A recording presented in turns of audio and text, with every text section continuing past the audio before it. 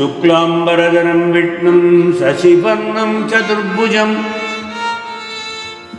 प्रसन्नवदनं ध्यायेत् सर्वविघ्नोपशान्तये।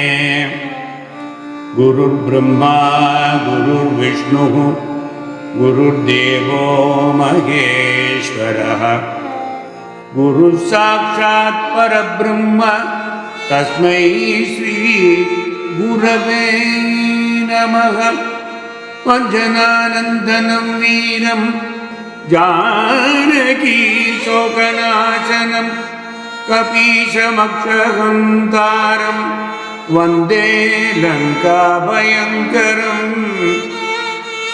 कृष्णाय वासुदेवाय देवकी नन्दनाय च नन्दगोपकुमाराय गोविन्दाय नमो नमः। गोविन्दाय नमो नमः।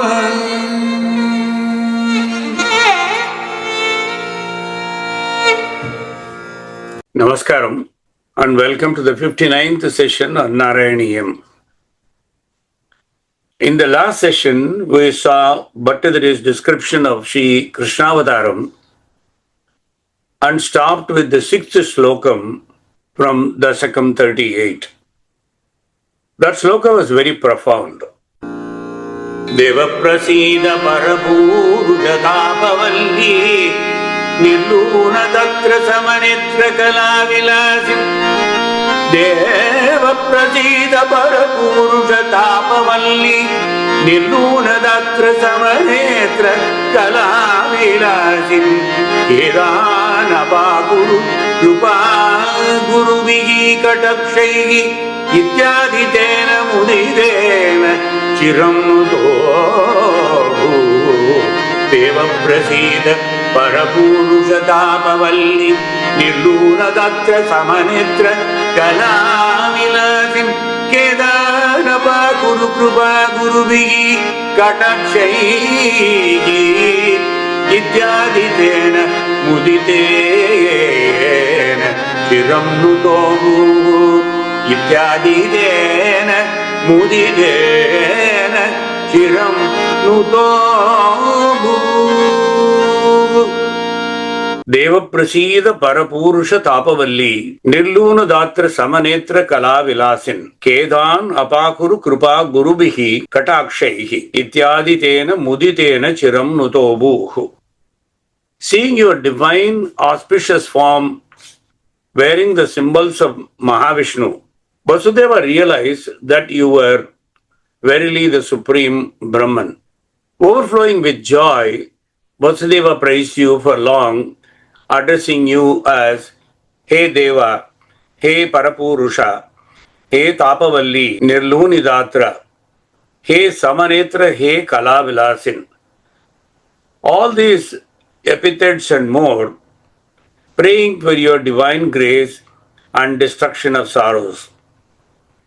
One can imagine the ecstasy of Narayana Bhattatiri pouring his heart through Vasudeva. Vasudeva said in the words of Narayana Bhattatiri, "O Bhagavane, please cast your compassionate glances on me and protect me from all my sorrows caused by Kamsa so far, as well as those are likely to be caused by him hereafter, and bless me and Devaki." With such and similar prayers, Vasudeva implored you again and again. Devaki too praised the Lord, who then assumed the form of a human child. Matra janetra salila astrita gatravalya. Matra janetra salila astrita gatravalya. Stotraihi abhishtuta gunaha karunarajasto. Stotraihi abhishtuta gunaha karunarajasto. Prajina janmayugalam pratibodhyatabhyam matukira daditamanushabalavesham matukira धरितमानुष बलवेशं प्रतिबोध्यताभ्यां मातुगिर दलित मानुष बलवेशं मानुष बलवेशं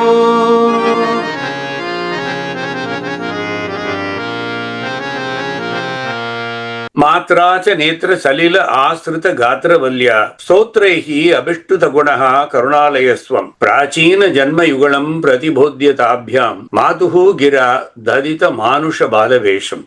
At that time, Mother Devaki was overcome with happiness on seeing you in the form of Bhagavan Vishnu. Bathed in tears of joy, Devaki commenced praising your attributes. Then, renowned for compassion as you have been always, you did narrate to Devaki and Vasudeva the story of their two previous births. Thereupon, Devaki was more overwhelmed with maternal love. Being seriously concerned as to your safety, Devaki implored upon you.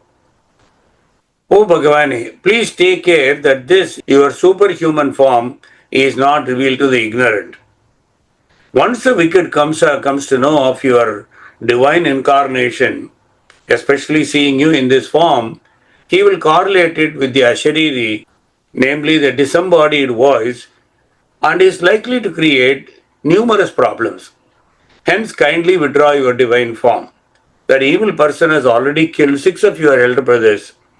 Thus, besieged by Devaki, Bhagavane, you did adopt the form of an ordinary human child. How did the Lord explain to Devaki and Vasudeva about their prior births? Let us now look into the background of Devaki and Vasudeva, why they are so special, and why the Supreme Lord blessed them by choosing the womb of Devaki to manifest in Purnavatara, since Krishna is the one and only Purnavatara. The first birth was to Sutapas and Prasni. Long ago, during the Swayambhuva Manvantara, King Sutapas, the son of Tamasa Manu, and his spouse Prasni desired a son. With deep yearning, they performed intense penance for 12,000 divine years before the idol of Bhagavan, which had been gifted to them by Lord Brahma. Immensely pleased by their unwavering devotion, the Supreme Lord appeared before them in his divine form as Lord Vishnu and bade them ask for a boon. Overwhelmed with joy upon beholding his beautiful and divine form, King Sutapas eagerly repeated his prayer 3 times. It would be wonderful if a son equal to you is born to us. The Lord, who is bound by the love of his devotees, promptly replied, O Sutapas, since there is no one equal to me, I shall incarnate as your son to fulfill your desire. And since you have repeated and your wife has repeated your prayer thrice, I shall be born as your son across 3 consecutive births. Saying this, the Lord disappeared and later manifested himself as Prasnigarbha, the son of Prasni and Sutapas. The second birth was to Kashyapa and Aditi. In the next birth, this very same couple was born as sage Kashyapa and Aditi. Due to their spiritual impression, they continued to worship and pray to the exact same idol of Bhagavan from their previous life. During this era, Aditi was deeply grieved by the plight of her sons, the Devas, who were being relentlessly tormented by the Asuras. To alleviate her sorrow, she observed the sacred austerity known as Payovratam. Pleased by her penance, Bhagavan again manifested as their son, this time as Vamana, as we saw in the Vamanavatara. The third birth was to Vasudeva and Devaki. Finally, in their third birth, the couple was born as Vasudeva and Devaki in the city of Mathura. Sage Daumya presented them with the very same idol of Bhagavan that they had worshipped in their past lives. driven by the powerful impressions of their past habits, their vasana. Devaki and Vasudeva worshipped that idol once again with unstinted devotion. True to his word, Bhagavan manifested as their son in this third birth as well, but this time as the magnificent Purnavatara. To remind them of his promise and their two earlier births, the Lord initially manifested in his full cosmic form, beaming the signature signs and symbols of Bhagavan Vishnu. Ityuktva asidarihi tushnim Bhagavan atmamayaya. Ityuktva asidarihi tushnim Bhagavan atmamayaya. Pitroho sampashyato sadhyo.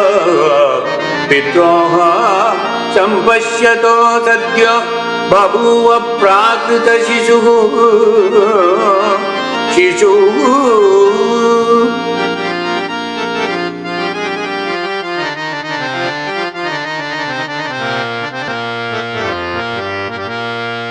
Ityuktva asit harihi tushnim Bhagavan atma mayaya pitroho sampashyatoho sadhyo babhuva prakritaha shishuhu.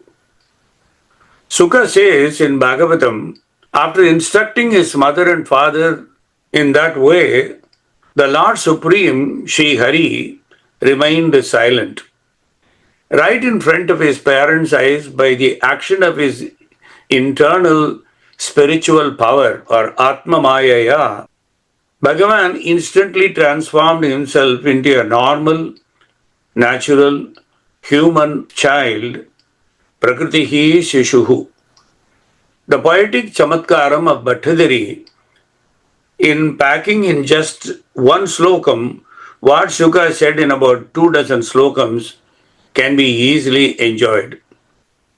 Let us see a very simple table that is created to provide an idea of that analysis.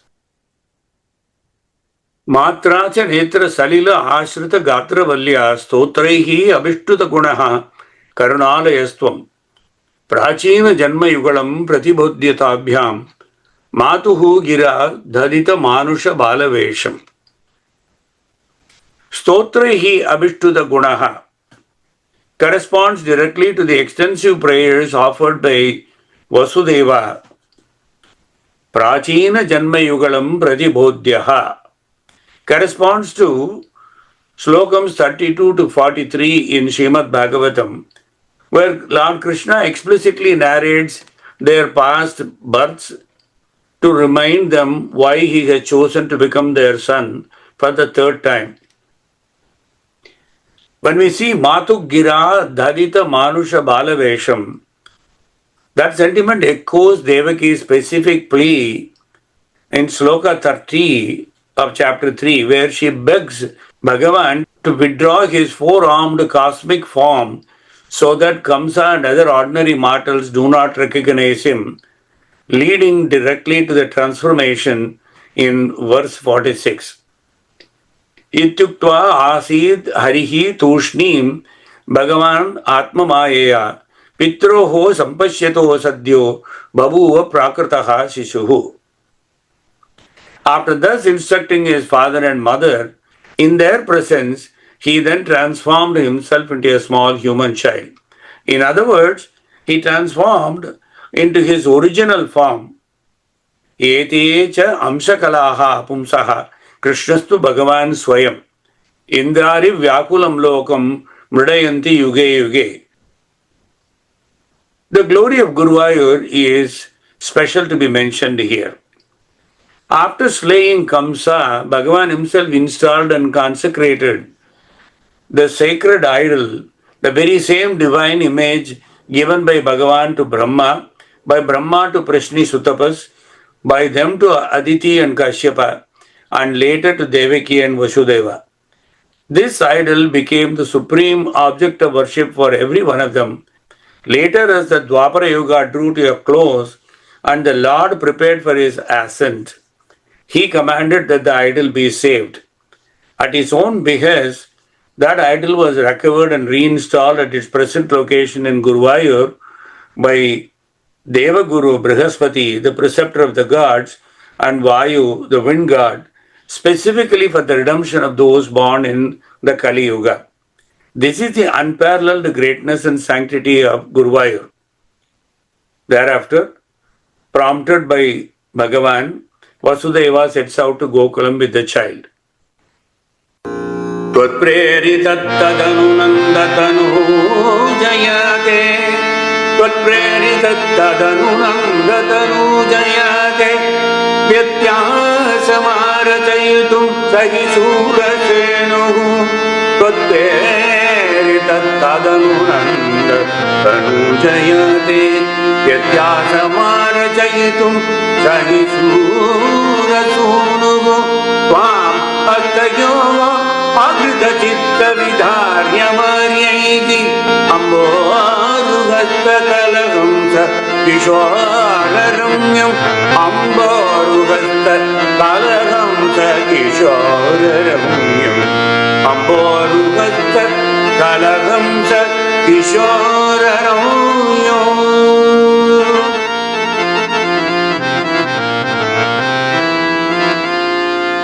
Tatpreritaha tadanu nandatanu jayate Vyatyasam arachayitum sahi surasunuhu Tvam hastayoho adrita chitta vidharya maryaihi Amboru hasta kalahamsa kishora ramyam. Bhattatiri explains the divine exchange and the mystery of Hamsa. Before assuming the form of an ordinary human child, you, O Bhagavane, uttered these reassuring words to Vasudeva. Dear father, if you fear Kamsa, take me to Gokulam this very moment. Yashoda, the wife of Nandagopa, has just given birth to a baby girl there.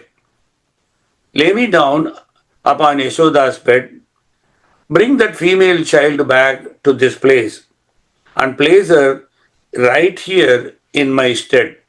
In doing so, Kamsa will lose all faith in the disembodied celestial voice, namely the Shariruvakyam, and you will no longer need to fear for my safety or for your safety. Prompted by your divine order, Vasudeva took you tenderly in both hands to complete your mutual exchange with the baby girl in Gokulam. How extraordinarily fortunate was Vasudeva. Vastly accomplished sages and great mystics spent their entire lives with singularly intense efforts just to catch a glimpse or a fleeting vision of your great self, and that too within the quiet chambers of their hearts and minds. Look at Vasudeva here, holding you physically in form in his very hands. Is it not an indisputable universal fact that no soul in creation is as blessed as Vasudeva himself here? As the virtuous Vasudeva cradled you, the literal embodiment of the Supreme Brahman, you were shining with an enchanting radiance, looking like a delicate baby swan seated gracefully upon a lotus flower. Through the lens of poetic fancy, it looked as though the lotus hands of your father, Vasudeva, were a far more appropriate resting place for you than even the lotus hearts of the yogis, where you are traditionally renowned to dwell. Tvam hastayoho adrita chitta vidharyam aryaihi amboru hasta kalahamsa kishora ramyam. What is the symbolism of the divine swan or hamsa here? The comparison to a swan, and specifically a tiny baby swan, is profoundly fitting. Just as a mythical swan possesses the unique capacity to separate pure milk from water, you, O Bhagavane, right from the very commencement of your incarnation, possess the absolute discrimination to separate good from evil, according to every soul and its appropriate towards based on their actions. Furthermore, the Vedas declare Tani hava etani chatvari ambamsi devaha manushyaha pitaro asuraha. This is Krishna Yajurveda Vakyam. Here, the word ambamsi refers to mortals, the devas, humans, pitris or ancestors, and asuras, who are all bound by the earthly cycles of birth and death. The all-pervading Supreme Brahman or Paramatman resides within all of these mortal forms as the unmanifested, indistinct flavor of eternal bliss. That very same Hamsa, the divine swan, has now incarnated before us as the little Vishnu, child Krishna. When I used to study Taittiriya Brahmana from Anna Subramani Iyer in my collegiate senior year, especially the chapter 2 of Taittiriya Brahmana, the mantra which I quoted just now can be seen there. Tani va etani chattvari ambamsi devaha manushyaha pitaro asuraha. Shri Anna explained with the emphasis on ambamsi, which literally means waters, which is used metaphorically to describe the primordial, all-pervading, visual, cosmic realms or categories of beings. Anna used pramana from two sources. One from Adi Shankaracharya's Vishnu Sahasranama Bhashya. When explaining the name Ambo Nidhihi, namely the 68th Nama in the Vishnu Sahasranama, Jivo Veneta Sakshi Mukundo Amita Vigramaha, Ambo Nidhiranantatma Maho Dadishayontakaha. Bhagavad quoted this exact Taittiriya Brahmana verse. He explains that since the four classes of beings, Devas, Manushya, Pitrus and Asuras are called Ambamsi, and the Brahman is the repository or ocean or Nidhi, in whom these and other categories reside, Bhagavan is called Ambo Nidhihi. Ambamsi and Nidhi, combine it, Ambo Nidhihi. Bhaskara Raya in his Saubhagya Bhaskara also cites the same old Vedic verse in his commentary on the Lalita Sahasranama Bhashyam, specifically the 203rd Nama in Lalita Sahasranama. As many of you may have noticed in the verse, Kala Nidhihi Kavya Kala Rasajna Rasasevadihi Pushta Puratana Pujya Pushkara Pushkarekshana. This is verse number 152 of Lalita Sahasranama to highlight the Nama 203. This is to establish the metaphysical division of living beings. The sacred Ajapa mantra, seekers of liberation, namely Mumukshus, worship the Supreme Soul in the form of this divine swan. As beautifully detailed in the Hamsopanishad, every living being's individual soul, namely Jivatman, resides within the prana, the vital breath of life. Involuntarily, every single cycle of respiration we take, every inhalation and exhalation naturally resonates with the subtle acoustic syllables. Hamso, Hamso, Hamso, Hamso. When you say that continuously, repeating it, it is Hamsat Soham, Hamsat Soham.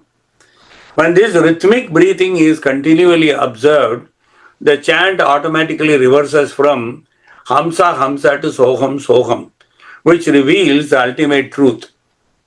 He, the Supreme Consciousness, pure as crystal, is I. So Aham. The average human being inspires more than 20,000 to 23,000 times per day. Remarkably, this means every human being repeats this profound mantra over at least 20,000 times, daily, completely, unawares. Because this prayer requires no vocal exercise, no conscious chanting, and continues incessantly without breaking, it is celebrated as the Ajapa mantra, the unuttered mantra. What is the reason for such an elaborate digression on Hamsa Soham and Amboruhasta Kalahamsa Kishora Ramyam? One may wonder, have we not spoken a lot about Hamsa Soham and Amboruhasta? Here it is. There is no mantra superior to this. What worship could be greater than recognizing the Supreme Spirit installed right inside the temple of our own bodies? We need only to discard the old garland of our ignorance, contemplate with undivided attention on this natural breath, and realize our identity with the divine by the very simple, inspiring breathing movement. I am sure our Satsangam devotee, Yogacharya Sridhar, must be repeating the Ajaba mantra sentiment a dozen times in a year through his lectures and writings on yoga. Because this concept of Hamsa Sogam and Amborhasta Kalahamsa, this is particularly Hamsa Sogam and So Aham are often repeated. Ajaba mantra is the foundational work in terms of any yogic exercise. It is none other than you, O Lord, the omniscient, omnipresent and omnipotent supreme consciousness residing inside every animate and inanimate object as the great divine swan, who has now descended as Balagopala, beautifying the lineage of Vasudeva. Periyalvar describes this in his Thirumozhi like this. Vandamadangal sool Tirukottiyo Kannan Keshavan Nambi Piranda Andru Vandamadangal sool Tirukottiyo Vandamadangal sool Tirukottiyo Kannan Keshavan நம்பி பிறந்தாரு மண்ணும் விண்ணும் மகிழப் பிறந்து பின் வாசுதேவர்தம் கண்மணி நல் மகனே வாசுதேவர்தம் மண்ணும் விண்ணும் மகிழப் பிறந்து மண்ணும் விண்ணும் மகிழப் பிறந்து பின் வாசுதேவர்தம் கண்மணினல் மகனையே வசுதேவர்தம் கண்மணினல் மகனே.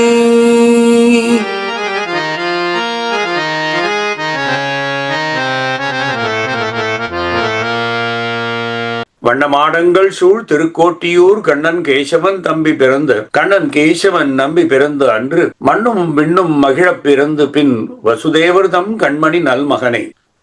This is Periyar Thirumozhi.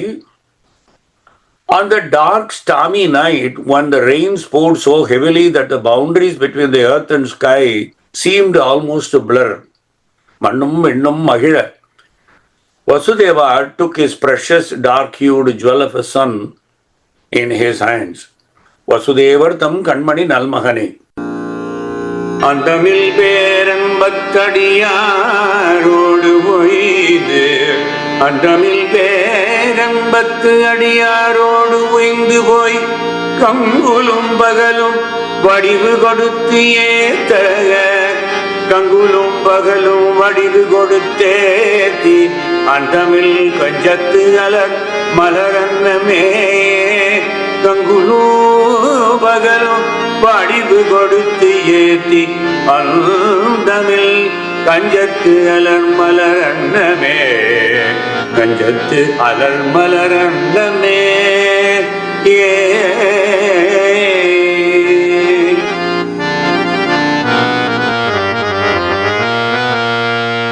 அந்தமில் பெயர் அன்பத்து அடியாரோடு உய்ந்து போய் கங்குலும் பகலும் வடிவு கொடுத்து ஏத்த கங்குலும் பகலும் வடிவு கொடுத்து ஏத்தி. The Malvar says, I have been blessed with the grand fortune of joining the countless eternally liberated devotees to enjoy the infinite supreme bliss. Day and night without cease, I have been granted a form meant purely to sing his glories and to worship him. O Supreme Lord, who is like a majestic pure white swan, seated gracefully upon the infinitely expanding, beautifully blossomed lotus.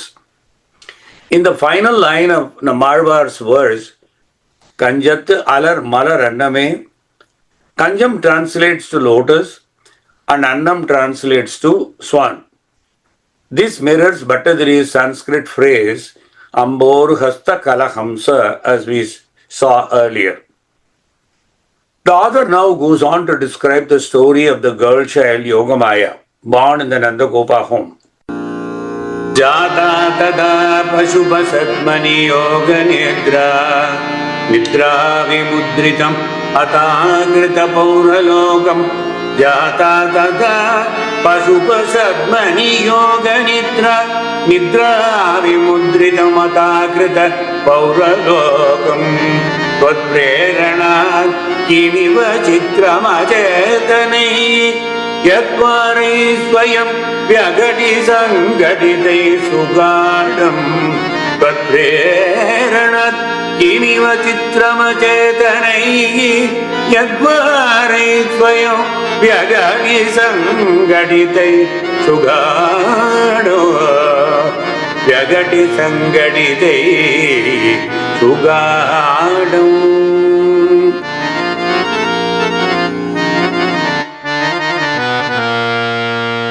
जाता तदा पशुपसत्मनि योग निद्रा निद्रा विमुद्रितम अताकृत पौरलोकम तत्प्रेरणात् किमिव चित्रम अचेतनैः यद्वारैः स्वयं व्यघटि संघटितैः सुगाढम्. After your manifestation, Yogamaya, prompted by you, had taken birth in the Nandagopa household as Yashoda's daughter. Again, at your bidding, Mahadevi made all inhabitants of that city of Mathura fall into deep slumber, on account of which no one ever came to know about Bhagavan's manifestation or Vasudeva's carrying the child unto Gokulam and exchanging him in place of Maya. What is there to wonder at goddess Maya having made everyone unconscious in deep sleep? For even the totally lifeless and inanimate gates that had been firmly secured and sealed automatically opened, just opened by themselves to give way to Bhagavan. In this manner, if inanimate things could be made animate to respond or rather automatically act, what is the difficulty in making animate things inanimate? After all, Bhagavan's willpower turns into Maya. Is there anything impossible for Bhagavan, who has all powers at his command? Swami Vedanta Desikan explicitly addresses the automatic unlocking of the physical prison gates, connecting it philosophically to Bhagavan's innate power to unlock worldly bondage. Nibandananam nikhilapakatri Nibandananam nikhilapakatri Bahuva bandhajutihi apyayatnat Swayam pravrittaihi Shingalabhatihi Virudadvaresya Veshvavihi Swayam pravrittaihi Shingalabhatihi Virudadvaresya Veshvavihi.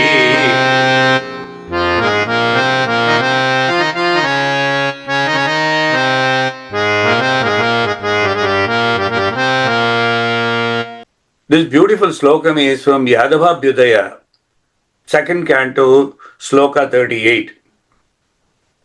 Nibandhananam nikilabhakartri babuva bandhachitihi apyayatnat swayam pravrittaihi shingalapasaihi vivritadvarescha veshmavihi.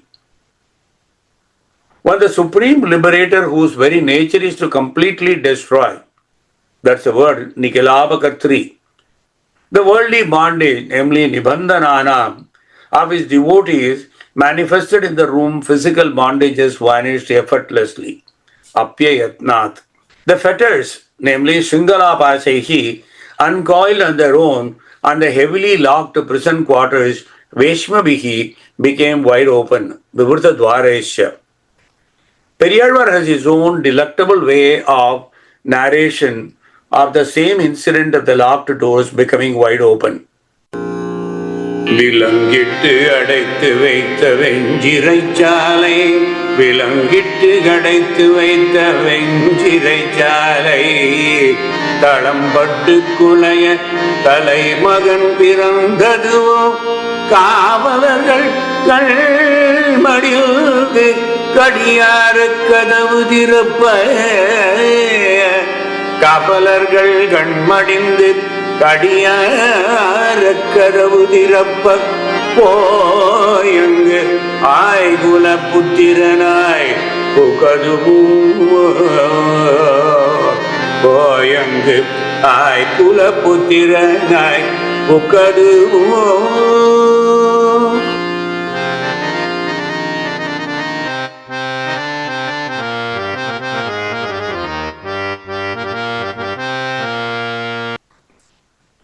விலங்கிட்டு அடைத்து வைத்த வெஞ்சிரை சாலை தளம்பட்டு குலைய தலைமகன் பிறந்ததும் காவலர்கள் கண்மடிந்து கடியார கதவு திறப்பு போயங்கு ஐகுல புத்திரனாய் புக்கதுவும். Periyar points out the sheer ease with which the highly secured prison house shook off its restraints, Talambattu. Under the spell of Yoga Maya, the security personnel lost consciousness. Kavalargal kanmadindu. And the locked gates, Gadiyara Kadavu Thirappa, gave way without any manual force. Then it is Thiruvaiyaru's turn to excel both Swami Desikan and Periyar by a single expression. குலச்சிறையாய் வந்த கஞ்சந்தன் கோட்டகத்து குலச்சிறையாய் வந்த கஞ்சந்தன் கோட்டகத்து காளைகளெல்லாம் விண்டு போக குலச்சிறையாய் வந்த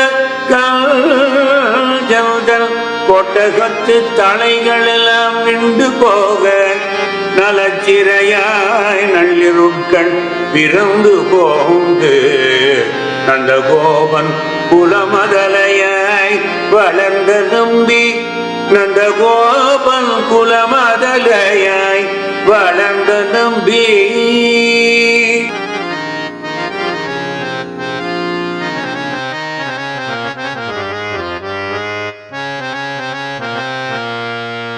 குலச்சிறையாய் வந்த கஞ்சந்தன் கோட்டகத்து தலைகளெல்லாம் விண்டு போக நலச்சிறையாய் நள்ளிருட்கண் பிறந்து போந்து நந்தகோபன் குலமதலையாய் வளர்ந்த நம்பி. Thiruvaiyaru in Periya Tirumozhi says the phrase Kulachirai indicates the severe multi-generational imprisonment imposed by Kamsa.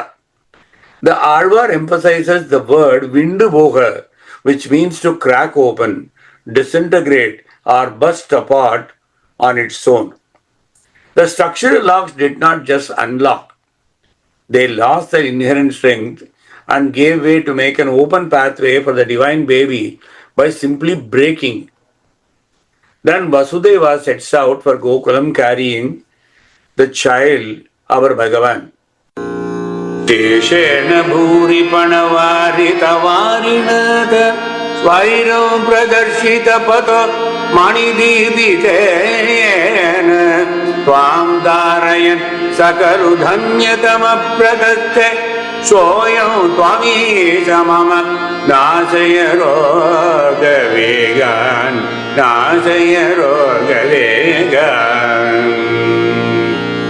Sheshena bhuri pana varita varinata svairam pradarshita pato mani deepitena tvam darayan sakalu dhanyatamaha prataste soyam tvamisa mama nasaya roga vegan. After the gatekeepers fell into deep slumber, the prison gates flung open and the shackles unlocked, falling away entirely of their own accord. The blessed Vasudeva then set out for Gokulam, carrying the Lord in his arms. Because the torrential rains had not abated in the slightest, Adisesha, at the Lord's silent bidding, approached and spread his 1,000 hoods like a vast umbrella over Vasudeva to shield him from the downpour, torrential downpour. Furthermore, Adisesha illuminated Vasudeva's path with the brilliant light emanating from the precious gems embedded in his serpent hoods. Thus, entirely unhindered by the obstacles of imprisonment, guards, darkness, rain, or tempest, Vasudeva journeyed into the dead of night, facing a vast wilderness amid the full fury of the monsoon, bound for Gokulam. O Bhagavane, when you who are all powerful and the very embodiment of all auspiciousness are physically present by one side, how can any obstacle ever cause hindrance? O Guruvayurappa, may you eradicate the fury of all my ailments for the last time, ensuring they never rear their heads again, so that I can continue to pray you in abundance.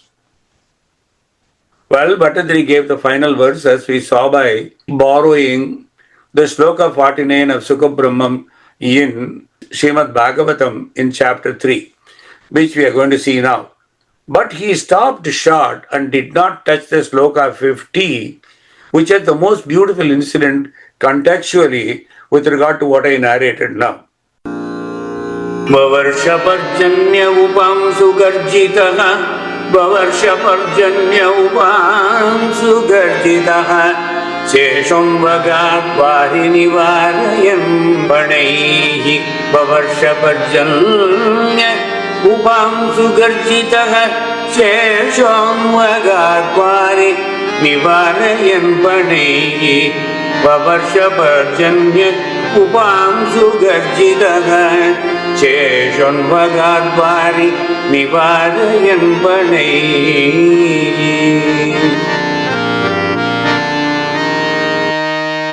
Pavarsha Parjanya Upamsu Girjitaha Sesha Anvagat Vari Nivarayan Panaihi.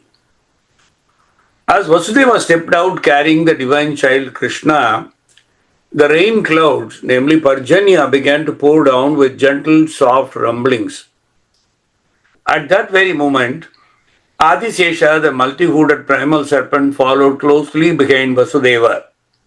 Anvagat, expanding his vast hoods, Panaihi, like an umbrella to completely ward up and block the rain waters, Vari Nivarayan.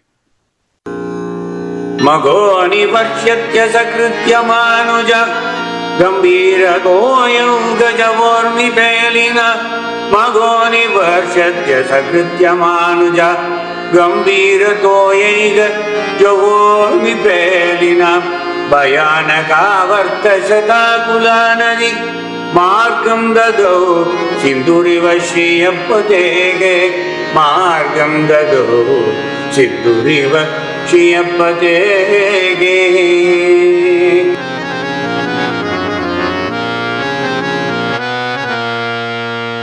Because of constant rain sent by the demigod Indra, the river Yamuna was filled with a deep water, foaming about with fiercely whirling waves. But as the great Indian Ocean had formally given way to Lord Ramachandra by allowing him to construct a bridge, the river Yamuna gave way to Vasudeva and allowed him to cross the river easily. Nadya Bhayanaka Varta Shatakulatwadikam Nadya Bhayanaka Varta Shatakulatwadikam Bhagavat Charana Kamala Sparshalova Samutta Paramotkanta Kritameva Nalu Vastavam Shri Krishnangri Padma Samsparshat Paramananda Magna Sasatya Eva Prashanta Sakala Vega Margam Dado Nadya Bhayanaka Vartat Shatakulatwadikam Bhagavat Charana Kamala Sparshalova Samutta Paramotkanta Kritamiva Nadu Vastavam Shri Krishnangri Padma Samsparshat Paramananda Magna Sasatya Eva Prashanta Sakala Vega Margam Dado.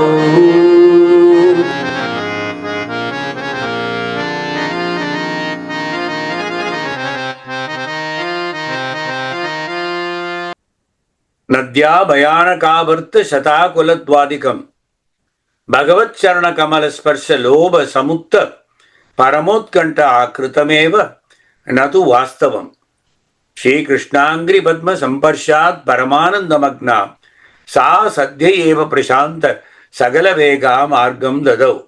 This quote is from Brihat Vaishnava Toshini, which is the extensive commentary on the 10th canto of Srimad Bhagavatam.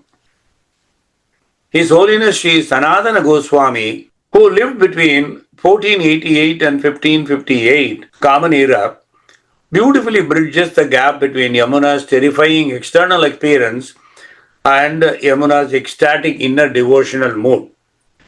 The whirlpools were Yamuna's spinning in dazed ecstasy, bhava, and the rising foam was a physical manifestation of her tears of joy. The moment she was blessed by the touch of Sri Krishna's lotus feet, Sri Krishnangri Padma Samparshat, she became completely drowned in supreme bliss, Paramananda Magna.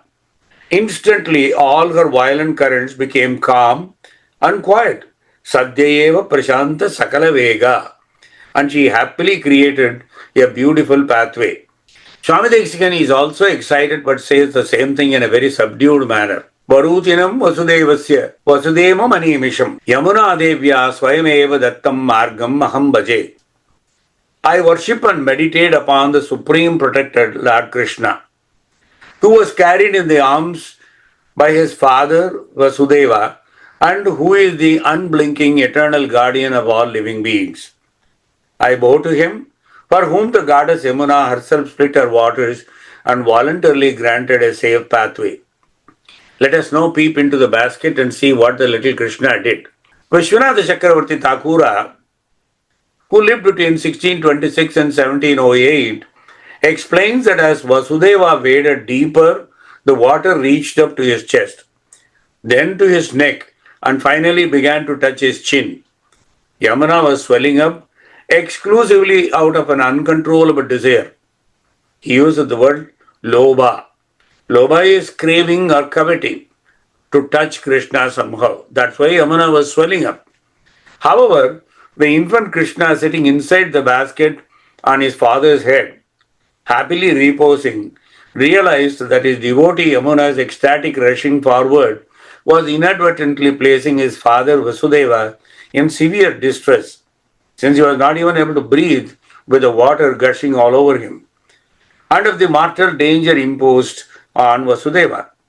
To save his father and simultaneously pacify his devotee Yamuna and also to bless her, the baby did something incredibly sweet. Tadascha Shri Vasudevasya Kantadagnam Jalam Jadam Dritva Shri Krishnaha Tacharana Kamala Sparshalolupam Yamunam Jnatma Tasya Manorakam Puraitum Survat Bhagirekam Shri Charana Kamalam Nishkasayama Shri Charana Kamalam Nishkasayama.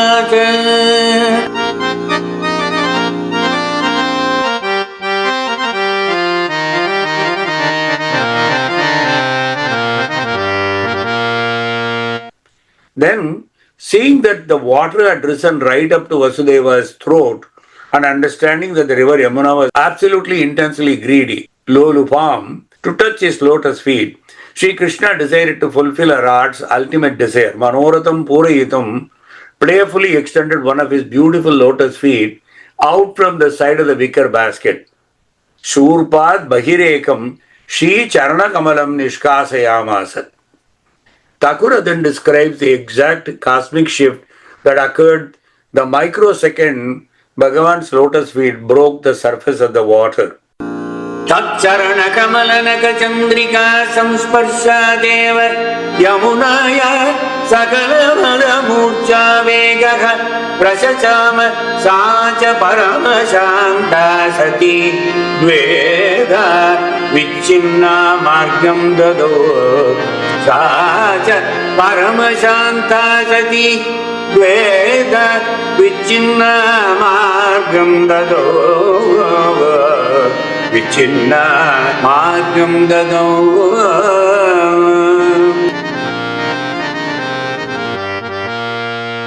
He only used his gentle foot to tap Yamuna, just like that. Tat Charana Kamalanaka Chandrika Samsparsati eva Yamunayaha Sakalamada Murcha Vega Prasashama Sacha Paramashanta Sati Dveda Vichinna Margam Dadau. The very moment Yamuna's waters were bathed in the cooling, brilliant moonlight emanating from the nails of Krishna's lotus foot. Tat Charana Kamala Naka Chandrika Samsparshat. That's a beautiful expression. Yamuna's wild intoxication, her dazed state of ecstasy, and her violent speed were all completely pacified. Sakala Mada Murcha Vega Prashashama.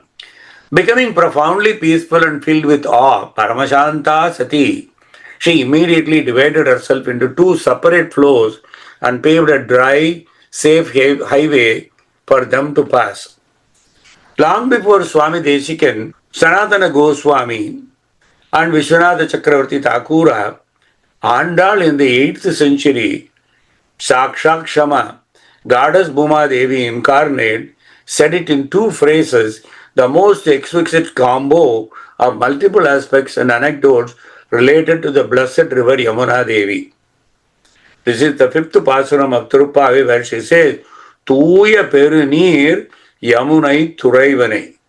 She packed so many incidents into this particular statement. Mayanai Mannu Vadamadurai Maidane Mayanai Mannu Vadamadurai Maidane Tuya Peru Yamunai Thurai Ivanai Tuya Peru Yamunai Thurai Ivanai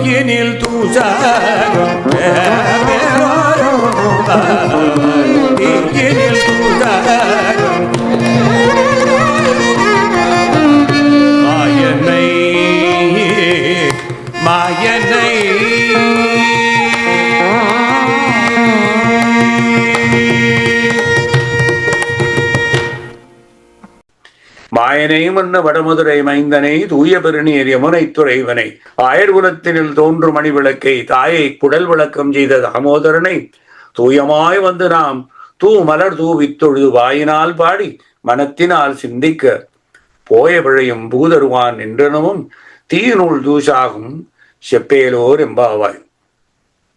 Why தூய பெருநீர் Yamuna and also Yamuna துறைவனை? Sri Ramanuja, who held the title Thiruppavi Jiyar, he lived between 11th and 12th century. He did not write any bhashya or vyakyanam out of his extraordinary deference for the magnum opus of Andal, whom he worshipped. Some books make incorrect reference about his non-existent commentary by Sri Ramanuja. That is totally incorrect. Ramanuja did not do any bhashyam. But the earliest bhashyam, known as Muvairapadi, came from Periyavachan Pillai, who lived between 1228 and 1310. Before Swami Desikan or Sanatana Goswami or even Vishwanatha Chakravarti or anyone else. Following Periyavachan Swami, a few years later, another Acharya, Azhagiya Manavala Perumal Nayanar, the younger brother of Pillai Levakacharya, wrote the second bhashyam, namely Arairapadi, 6,000 verses commentary. They are the earliest ones, making a reference to River Yamuna's greatness and the anecdotes mentioned before, which were subsequently amplified by the various acharyas whom I just now quoted. This elaborate information is given to set the record straight that Ramanuja never wrote a bhashyam on Andal. Those acharyas explain this way. Vasudeva walks the river Yamuna in the deluge of rain, storm and high floods, and Yamuna gets a great desire to touch the Bhagavan Supreme in the wicker basket. Vasudeva becomes almost choked by the gushing waves. when little Krishna gives one kick to Yamuna with his lotus petal-like foot, Yamuna, waiting for that, gets so excited by that kick, feels pavanam, and surrenders by virtually dividing herself into two and leaving a waterless pathway for Vasudeva to walk across casually.